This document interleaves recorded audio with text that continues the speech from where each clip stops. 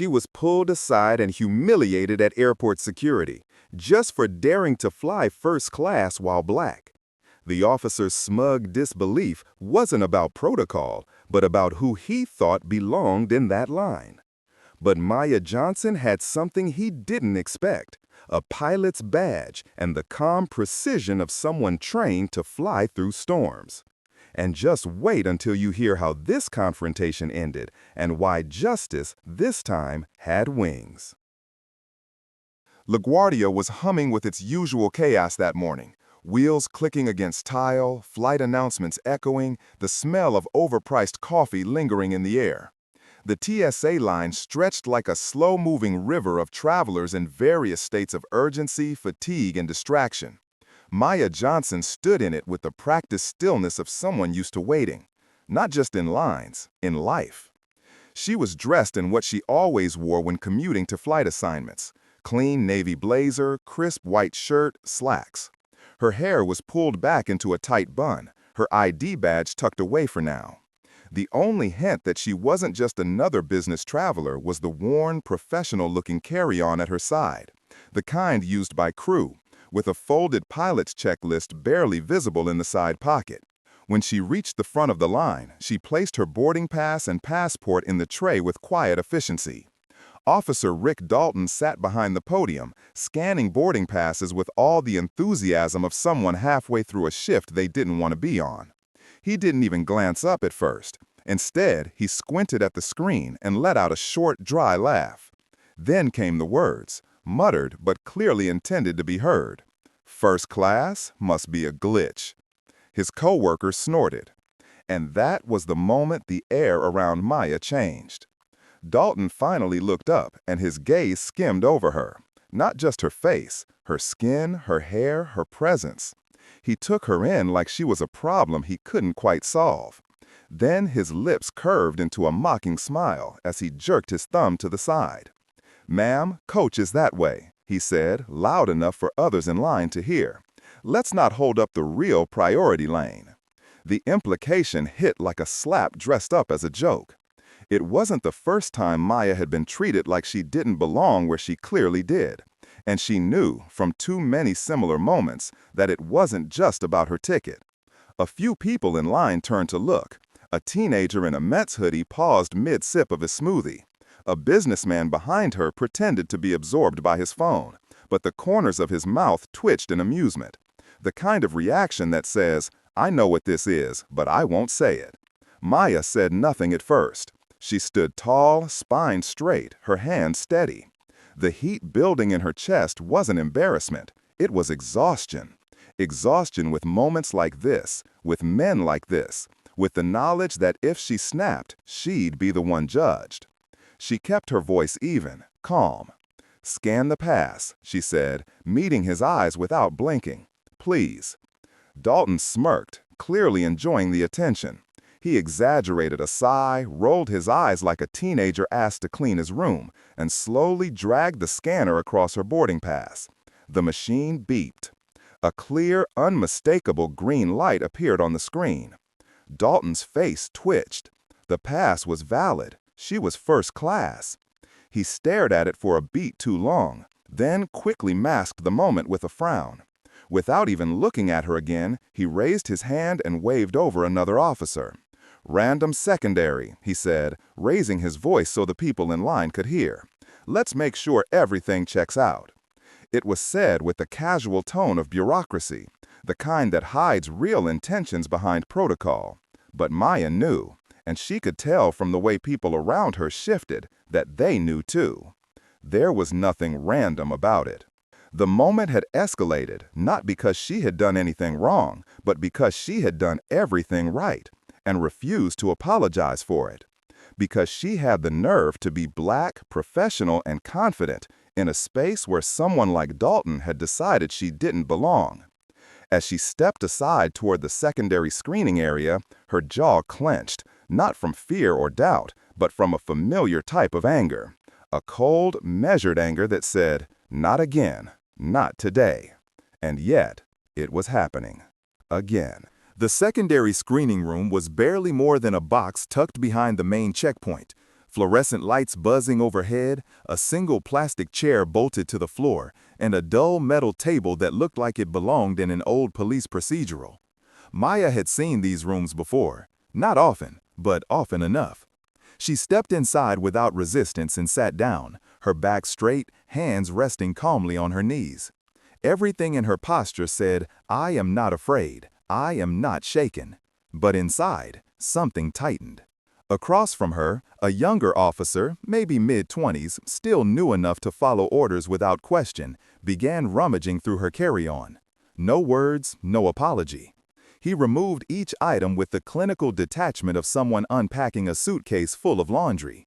Except this wasn't laundry. This was her logbook, her flight manual, her headset, her perfectly folded uniform jacket creased down the sleeves. When he pulled out her logbook, the one she'd filled over hundreds of hours in the air, with notations in careful black ink, he held it like it might be hiding something dangerous. He flipped through the pages with zero understanding of what he was looking at. Maya didn't stop him. She didn't flinch. From the corner of her eye, she noticed a woman with a stroller slowing down near the open doorway. The woman's gaze drifted toward the room, toward Maya, and lingered for a heartbeat too long. Her eyebrows rose, just slightly, before she looked away. The baby squirmed in her arms, but she didn't adjust her hold. She simply moved on, faster than before. Whether she was embarrassed for Maya or by Maya's presence in the room, Maya couldn't tell, but the look stayed. And so did the silence. That was the worst part, sometimes. The silence in rooms like this. It stretched, thick and unbroken, designed not to invite dialogue, but to pressure, to force you to justify your existence with as few words as possible. Maya had learned long ago that in these situations, too much talk made you aggressive. Too little made you suspicious. Footsteps approached. Then came the familiar voice. Rick Dalton walked in, clipboard in hand, but eyes trained squarely on her. His posture was different now, slightly leaned forward, chin tilted just enough to feign concern. He didn't yell this time. Instead, his voice dropped to a conversational tone. That falsely sympathetic one people use when they're trying to sound reasonable while doing something fundamentally unreasonable. "Look," he said, resting his knuckles on the table. "We've had people try to sneak into first class with fake boarding passes. Happens more than you'd think." He paused, as if waiting for her to validate his point. She said nothing. "You don't look like the usual profile," he added, slowly, carefully, like the words were fragile. And yet, they cut. He didn't finish the sentence. He didn't have to. The usual profile, the one he assumed belonged in first class, was clearly not her. Maya didn't respond, not right away. She let the silence hang, let him sit in it. Then she took a breath, slow, controlled, deliberate, the way she would if she were descending into turbulence. Her mind flicked back to last week, Gulf of Mexico. Thick thunderheads rising in the distance like stone fortresses. A rookie next to her white-knuckled on the yoke. And her voice, calm and firm over the headset. "Trust the instruments. Fly the plane, not your fear." She'd said it to steady him, but now she repeated it to herself. "Trust the facts. Trust what you know. Fly the plane." Her phone buzzed in her blazer pocket, the vibration subtle but steady. She glanced down. It was a message from Olivia Chen, the gate agent working her flight that morning. "Deadhead confirmed. Seat 2A. Tight taxi window. Need you at gate by 7:05. For a second, Maya almost smiled, not out of relief, but because of how ordinary the text was. It was a reminder that out there, beyond this room, the real world was still moving. Flights still had to depart. Crews still had to check in. The sky was still waiting. She looked up at Dalton. "I'm deadheading to Denver," she said evenly. "Flight 762. I'm on the rosters." Dalton's expression flickered, first confusion, then a sort of wariness. He stepped back slightly, brow tightening. "Your airline staff?" The way he said it wasn't surprise, it was disbelief. Almost a challenge, as if he couldn't reconcile the idea with what stood in front of him. as if airline staff didn't look like her. Maya could have ended it right there. She could have pulled out her company ID, the one with the holographic wing, her credentials, and the words First Officer printed in bold below her name. One flash of that badge would have shut this whole thing down. But she didn't. Not yet. Because part of her, the part that had endured enough of these moments to recognize their weight, wanted him to hear himself, really hear it. And she wanted the room to hear it too. The young officer, the stroller mom, whoever might be watching behind the mirrored glass. Because these things didn't just happen in silence, they survived in it. So she said nothing more. She sat there, eyes steady, posture strong, letting his question echo. And outside the door, the clock kept ticking.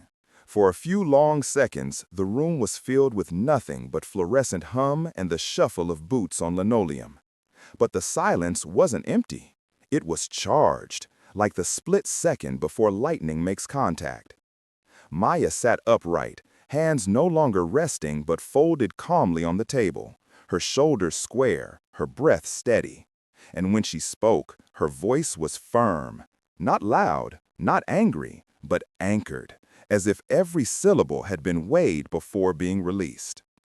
"Officer," she said, eyes locked on Dalton's, "I'm not asking for anything special. I'm asking for what I paid for and what I earned." There was no tremble in her tone, no apology, just truth, quiet and unmoving, like stone in a current. Dalton straightened. The smug detachment he'd worn earlier had started to slip. Something in Maya's composure threw off his balance. Maybe he had expected her to shout.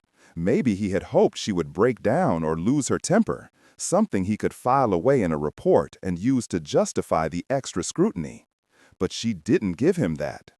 His jaw tightened, the fatigue under his eyes fighting with the flicker of awareness, the growing realization that this situation had shifted, that control was no longer entirely in his hands. Nearby, his partner, Officer Jordan Perez, stood awkwardly at the edge of the room, arms crossed but uneasy. He'd seen enough to know this wasn't routine anymore. He cleared his throat. "Rick," Perez said quietly, "the scan was green, and we're backed up out there." It was a lifeline, a gentle reminder, a signal that maybe it was time to let this one go. But Dalton didn't take it. 2 weeks earlier, he'd been chewed out by his supervisor after a passenger with the counterfeit boarding pass slipped through. The fallout had been ugly, a security breach that made its way into a local report and left him under the microscope.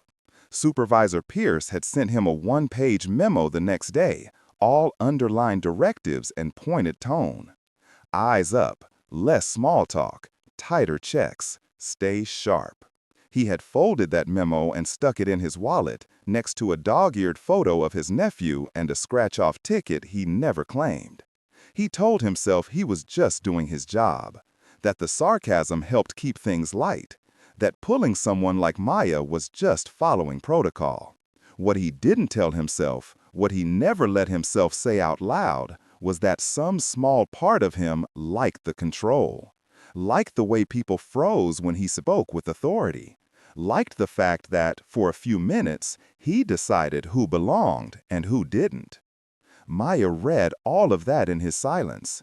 She had seen that look before, too many times, in too many different uniforms.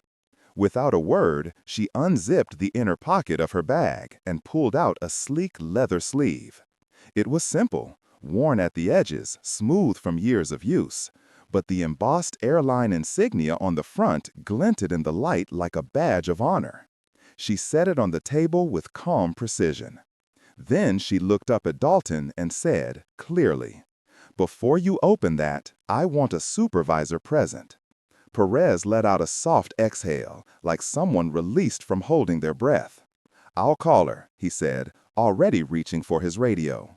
It took less than 2 minutes, but the room felt like it held its breath until the door opened. In stepped Supervisor Linda Pierce. Her hair was twisted into a nonsense bun, her badge clipped tight to a black fleece vest, her posture equal parts authority and exhaustion. She moved like someone who'd already handled 3 escalations before sunrise and wasn't in the mood for a fourth. She looked around once, assessing the room the way a seasoned firefighter reads smoke, then asked flatly, "What's the issue?" Dalton opened his mouth, but Maya didn't give him the chance. She stood up, not with force, but with purpose, and spoke in that same even voice that now felt like the true center of the room. "He announced to the line that my first-class ticket must be a glitch," she said. "Then he pulled me for secondary after the pass scanned green. I haven't been told why. I haven't been shown any reason for this delay. I'll be filing a formal complaint, but for now, I need to make my flight." Pierce didn't respond immediately. She turned her head, slowly, from Maya to Dalton, then to the screen at the podium, where the pass, still logged in the system, showed a green status with TSA PreCheck and First Class clearly indicated. Her eyes dropped to the leather sleeve on the table. Just enough of the ID card peeked from the edge to show the metallic outline of a pilot's wings. "What's in the sleeve, ma'am?" she asked. Maya slid it open and turned the contents face up. The ID caught the light, and for a moment the whole room stilled.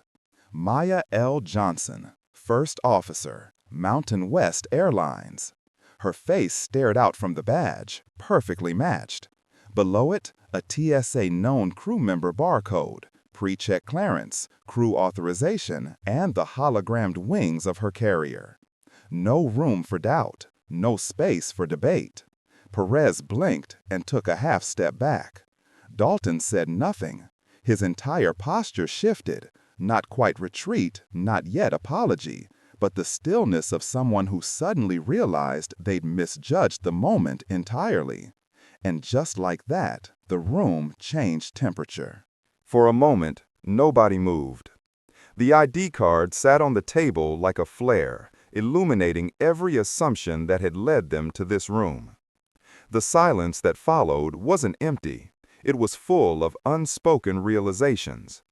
Every breath, every shift in posture carried the weight of things that had gone unsaid for far too long. Supervisor Pierce cleared her throat, not out of hesitation, but out of sheer protocol. Her voice, when it came, was flat and brisk, shaped by years of authority and the weariness of knowing she shouldn't still have to say these things in 2025. "Officer Dalton," she said, "release Miss Johnson immediately." Dalton stiffened. "And apologize," Pierce added, more sharply this time. Dalton's mouth opened, then closed again. His face had gone pale, the color draining as quickly as the smugness that had carried him through the earlier parts of this encounter.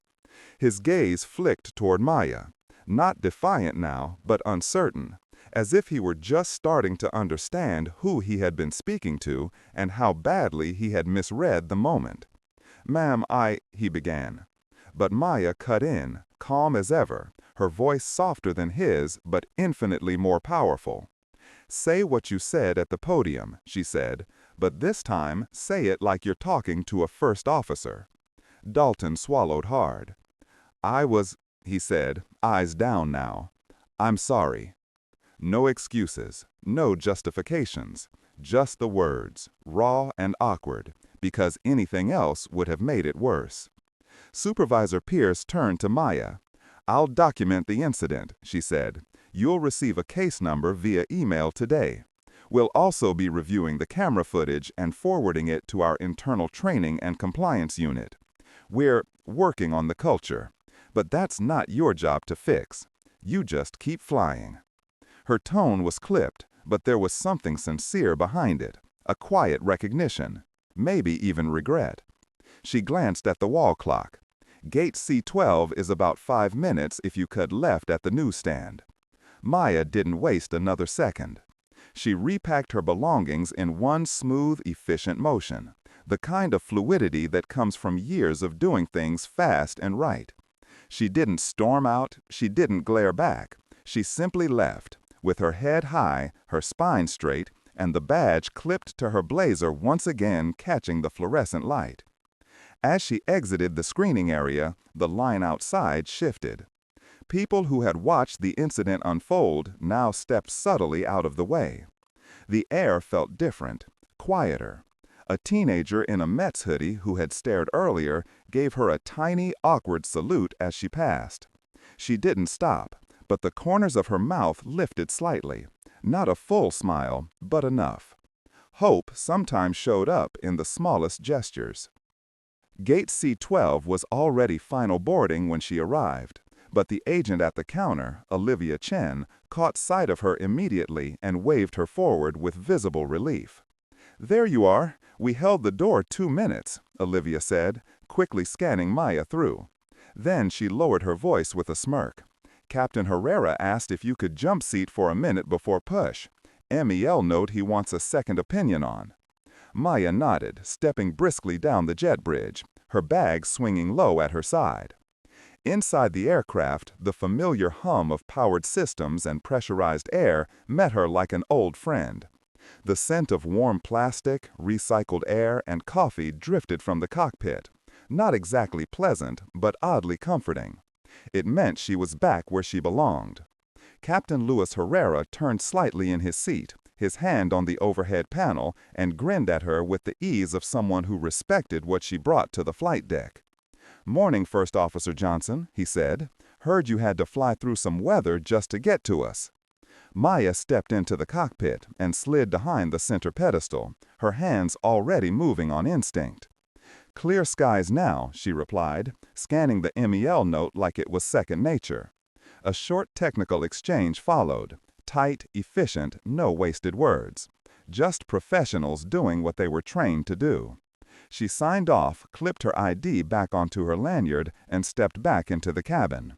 As she walked down the aisle to her seat, passengers glanced up, some absent-mindedly, some with interest.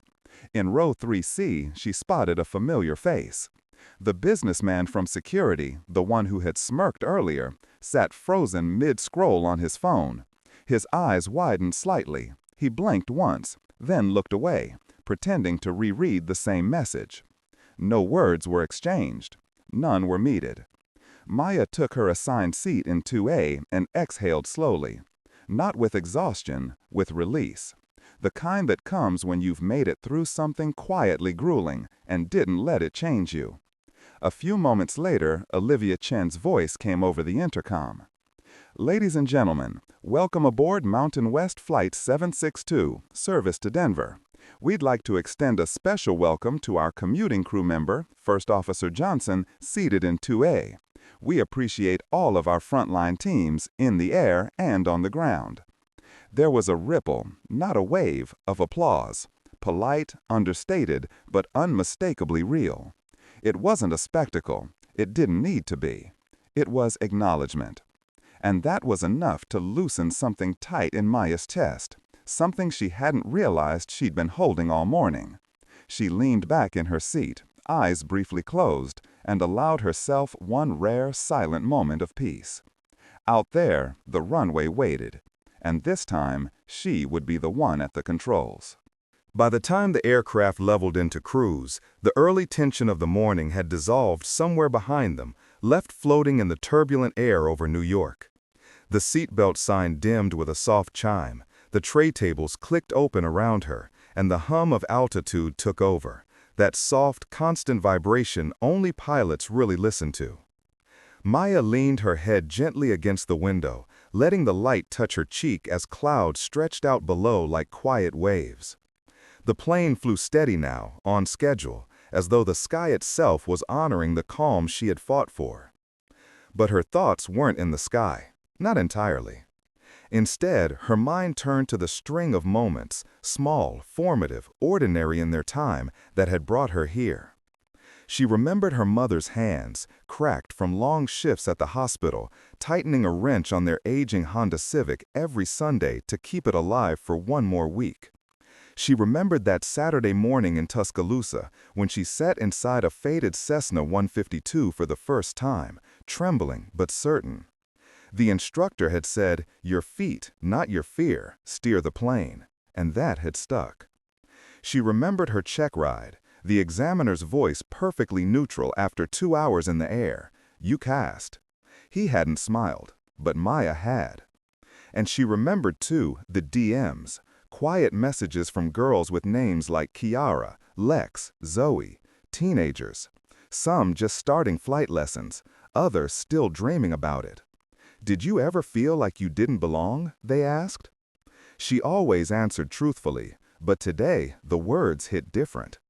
She opened the Notes app on her phone and began typing something she had been composing in her head since the moment Officer Dalton said, "Must be a glitch." You belong the moment you walk in. The room may not know it yet, but that's not your job to fix.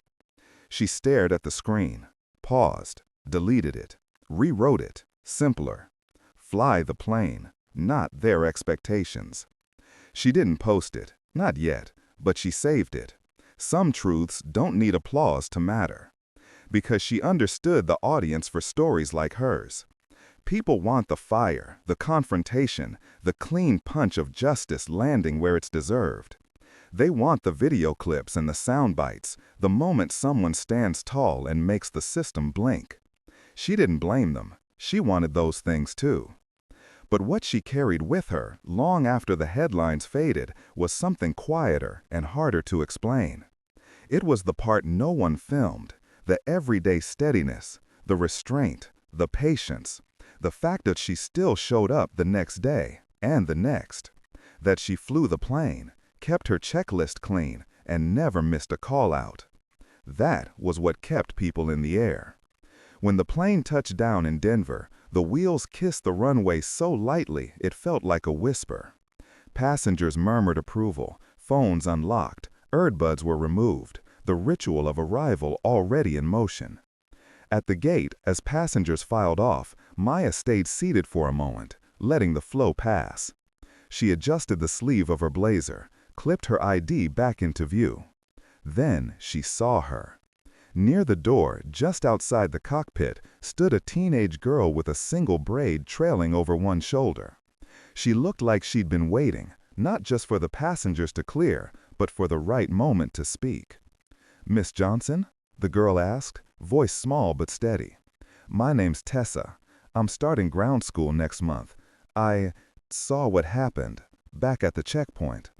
Maya shifted her bag onto one shoulder. She didn't flinch. "You'll see worse," she said, not unkindly, just honestly. Tessa's eyes dimmed for a split second, but Maya wasn't finished. "And," she added, her voice softening, "crews that have your back, skies that make you fall in love with flight again. Days where the hardest part is the weather, not the people. That's the part that lasts." Tessa nodded, then hesitated. "How'd you not lose it?" she asked suddenly. "I mean, how'd you stay that calm?" Maya's smile was small, not smug, not performative, just real. "I saved turbulence," she said, "for the air." Tessa grinned, the kind of smile that says, "I'm going to remember that for a long time." Maya walked up the jet bridge into the bright terminal, the hum of the city coming back into focus. Her phone buzzed, 2 notifications. The first, an email from Supervisor Pierce, including a formal case number and a written apology. The second, a message from Mountain West HR.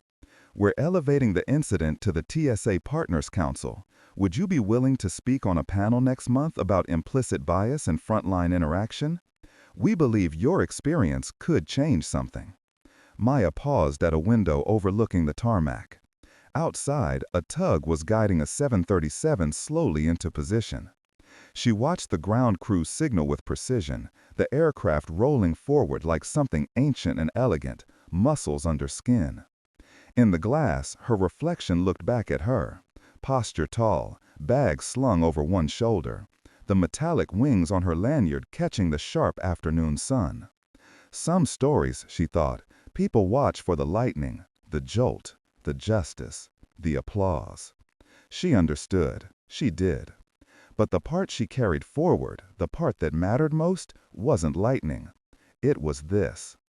A door opening because she had knocked without flinching. And a girl with a braid standing on the other side, imagining herself walking through it too. Maya tucked her ID back into its sleeve, adjusted her bag, and turned toward the escalators.